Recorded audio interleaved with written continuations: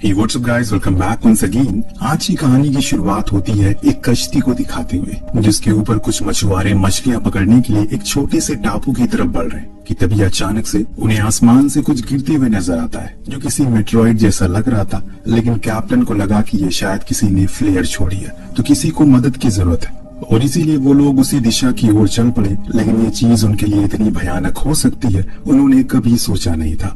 दरअसल जब वो वहां गए तो कोई अज्ञात चीज उन्हें बार बार पानी में खींच ले रही थी। ये शार्क या कोई मछली तो बिल्कुल नहीं थी, क्योंकि वो इतनी ऊपर तक नहीं पहुंच सकती।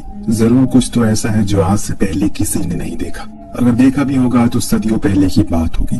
अब जितने भी लोग उस कश्ती पर थे, उन्होंने उस चीज को तो देखा, लेकिन वो इस लायक ही नहीं बचे कि किसी और को इस चीज की जानकारी दे सके, क्योंकि कोई अब बचा ही नहीं इस दुनिया में। सीन शिफ्ट होकर पहुंचता है ओशो नाम के शख्स पर, जो कि हमेशा नशे की हालत में रहता है। हालांकि वो था तो इस टापू का डिप्यूटी इंचार्ज, लेकिन फिर भी उसके लिए शराब पीने वाली आदत छूटी नहीं रही है। और आज उसे एक नए ऑफिसर को लेने के लिए जाना था, जिसका ट्रांसफर इस आइलैंड पर हुआ था। वो लीजा थी, जो ओशो से एकदम पलट थी। उसका बर्ताव बहुत ही हंसमुख और चुलबुल टाइप था, लेकिन ओशो उसके सवालों का कोई जवाब ढंग से नहीं देता, बस हर बारी उसे चुप रहने के लिए बोलता रहता है। अपने स्टेशन पर जाने पर लीजा की मुलाकात हेड से होती है, जो थोड़े तमीजदार थे, जो उसे कहते हैं कि उन्हें कुछ काम के लिए टापू से बाहर जाना होगा, और इसलिए उसने उसे ये अर्जी देकर बुलाया ताकि वो इस छोटे से टाउन का ख्याल रख सके।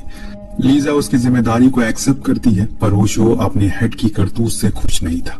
उसका कहना था वो था तो यहाँ पर सब कुछ संभालने के लिए। फिर लीजा को क्यों बुलाया गया, तो हेड ने कहा कि तुम हमेशा नशे में ही रहते हो, मुझे तुम्हारे काम पर भरोसा नहीं है।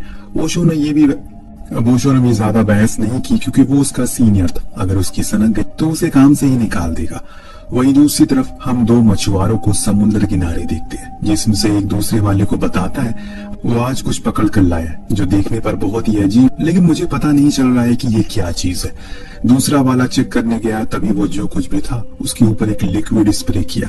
वो जहरीला नहीं था, इसीलिए उसे कुछ नुकसान नहीं हुआ, पर मछुआरा पकड़ कर लाया था। उसे लगता है कि हो सकता है कि कोई कीमती जानवर हो या फिर मछली हो, इसीलिए वो उसे ले जाकर अपने घर के वॉश बेसिन में डाल देता है, ताकि वो पानी में जिंदा रह सके। इस तरह कुछ लोगों ने गौर किया समुद्र से बाहर आकर वो शार्क मरी पड़ी है, जो बहुत ही अजीब बात थी, क्योंकि यहाँ इससे पहले ऐसा कभी नहीं हुआ।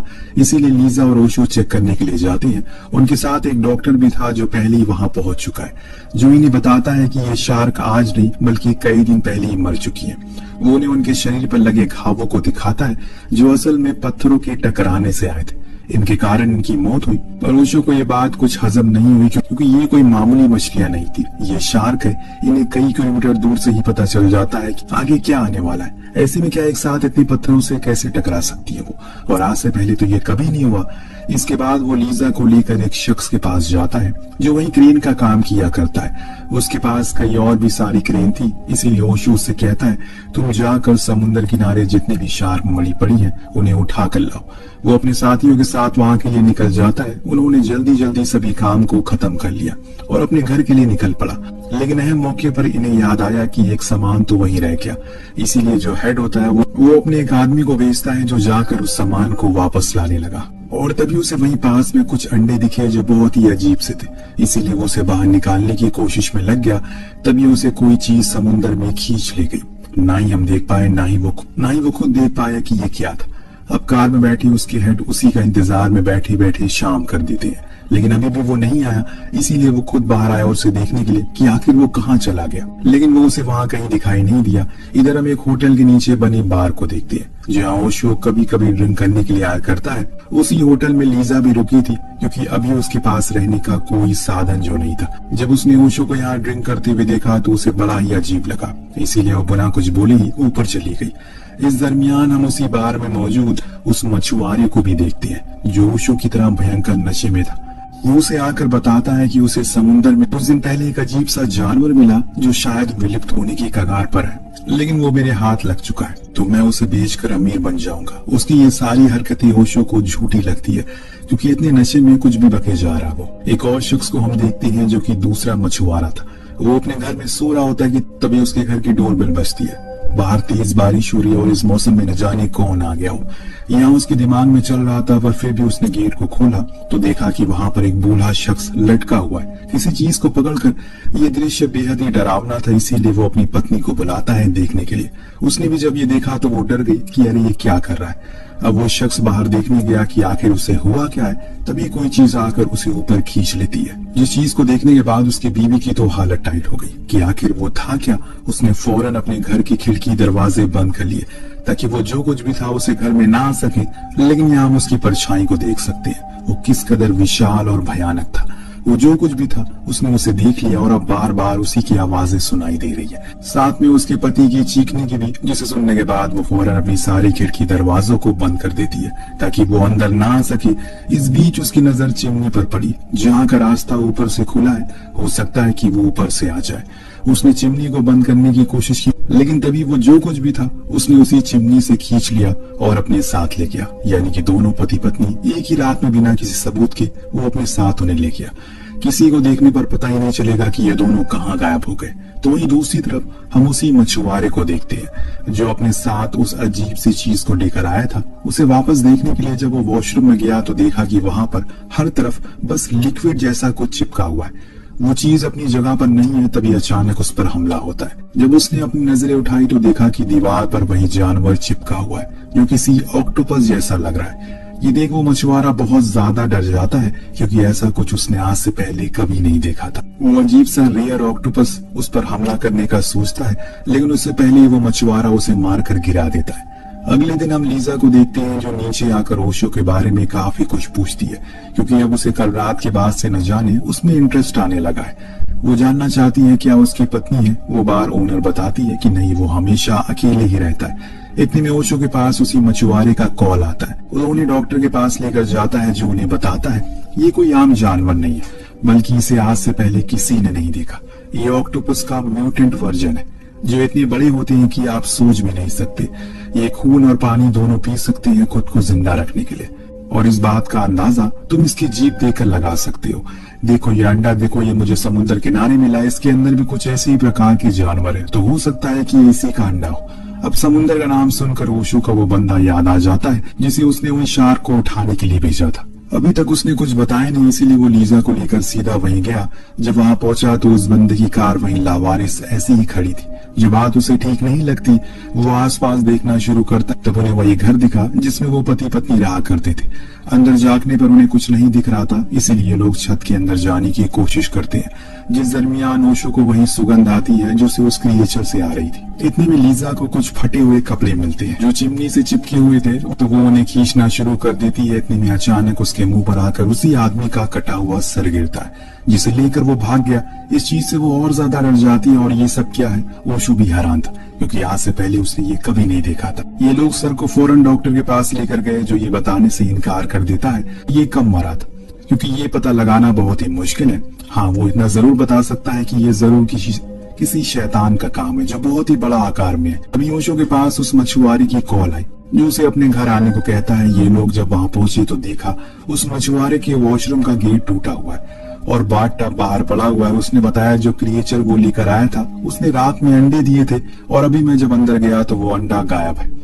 हो सकता है कि वो कोई बड़ा वाला क्रिएचर आया हो जिसने मेरे घर की दीवार को तोड़ा और उस अंडे को लेकर भाग गया हो। अब ये दोनों वापस लैब में जाते हैं जहाँ इन्होंने इस छोटे वाले क्रिएचर को रखा था। मछुआरा कहता है कि अब कुछ बहुत बड़ा होने वाला है, क्योंकि अगर वो जिस अंडे को लेकर गया था अगर वो बड़ा हो गया तो हो सकता है कि वो बहुत ही बड़ा प्रलय आ जाए।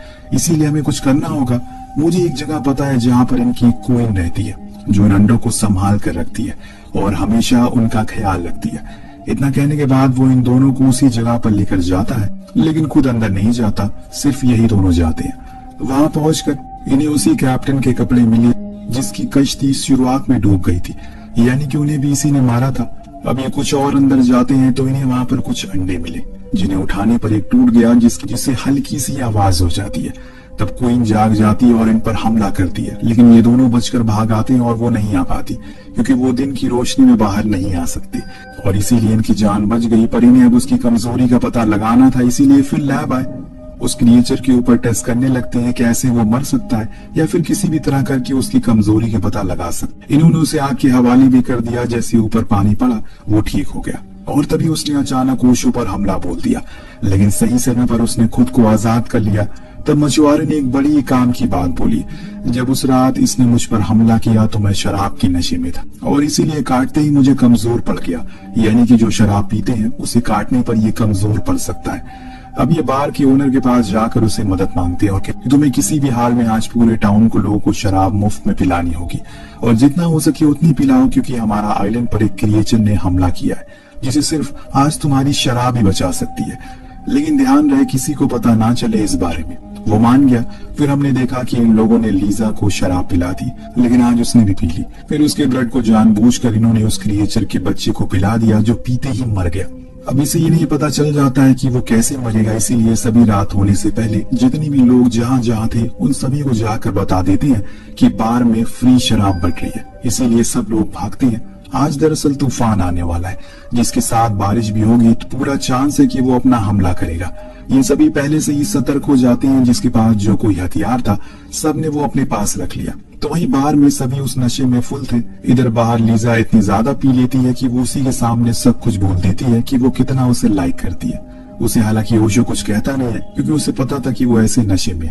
वहीं दूसरी तरफ हम बाहर में देखते हैं जहाँ एक आदमी को टॉयलेट जाना था। वॉशरूम में कोई होता है पहले से, इसीलिए वो बाहर करके निकल गया। उसी समय बाहर तेज बारिश हो रही थी जिसके कारण छोटे छोटे क्रिएचर अंडों से बाहर आ जाते हैं और उसी आदमी पर हमला कर देते। हालांकि उनसे तो वो बच जाता है, लेकिन जो बड़ा वाला होता है वो उसे अपने अंदर खींच लेता है। इतने में वहां पर ओशो और लीजा भी आ गए, लेकिन जब उन्होंने उस बड़े वाले को देखा तो दंग रह गए, क्योंकि अब उन्हें समझ नहीं आ रहा है कि क्या करें इसके साथ। लीजा ने गलती से कहा कि सायरन को बजा दिया, जिससे वो उनके पीछे पड़ जाता है। लेकिन चालाकी से वो दोनों बाहर में घुस आए, लेकिन वहां भी बुरी खबर मिली। ओनर से पता चला कि अब शराब खत्म हो चुकी है, उन्हें कहीं और से शराब लानी पड़ेगी, लेकिन अभी वो वहां नहीं जा सकते। इसीलिए ओशो सभी को ऊपर जाने को कहता है, लेकिन सभी हैरान थे कि आखिर वो उन्हें ऊपर क्यों भेज रहा है। अभी भी ओशो ने किसी को कुछ नहीं बताया, लेकिन जब बाहर खड़े नशे में धुत डॉक्टर को वो क्रिएचर उठाकर फेंक देता है तो सभी को समझ में आ जाता है कि माजरा क्या है। सभी लोग पैनिक करने लगते हैं, लेकिन ओशो उन्हें समझाता है कि आप सभी ने शराब पी है, इसीलिए वो किसी को कुछ नहीं करेगा, पर मैंने नहीं पी इसीलिए मुझे नीचे जाना पड़ेगा, वरना सबकी जान खतरे में पड़ सकती है। पर लीजा उसे एक आइडिया देती है, मैंने यहीं पास में एक साइड कुछ क्रेन देखी है, अगर मैं वहां जाकर उस क्रेन से उन क्रिएचर को रोक लूं तो कुछ ही देर में सनलाइट आ जाएगी, जिससे वो मर जाएंगे और साथ में उसके अंडे भी मारे जाएंगे। आइडिया तो था अच्छा, लेकिन इसे करना उतना ही खतरनाक था, क्योंकि नीचे हर तरफ वो छोटे छोटे क्रिएचर फैले, जिससे बच पाना आसान नहीं था। लेकिन लीजा हिम्मत करके नीचे जाती है, फिर उसके पीछे पीछे जाता है।